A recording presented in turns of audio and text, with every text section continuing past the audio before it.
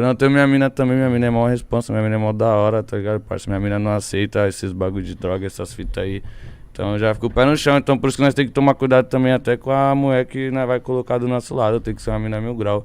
Porque eu já fui doidão, já gostei muito desses bagulho tudo. Imagina se eu arrumasse uma mina que gostava desses bagulho também, só ia me fuder, mano. Nossa, cê é Só ia louco. me fuder. E sem maldade, pra fazer o cara parar com esses bagulho tudo, que não adianta, que tipo, meus amigos falavam pra mim, minha mãe falava também, mas a mulher muda o cara, parça. Muda, pode pá. Questão dessas loucuras aí, pode pá.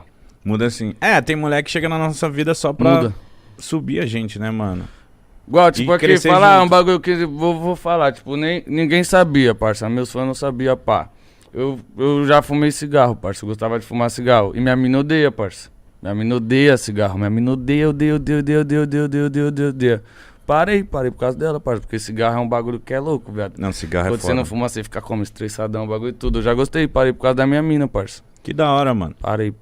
Que da hora. Por causa que, tipo, quando eu tava se eu fumar cigarro, ela não chegava nem perto. Ela falava, sai daqui, pá. Aí foi um bagulho que eu já comecei a ver que era zoado mesmo, Que tá fica um ligado? cheiro, velho. Fica um cheiro no dedo. Meus Pô, pais mano, fumam, você mano. beijar alguém que fuma é... Já beijou alguém que fuma? Já, mano. Ah, o Mítico é beijoqueiro, né, mano? Não, caralho, mas você nunca beijou alguém que fuma, caralho? Não. Só meu pai. Tô brincando.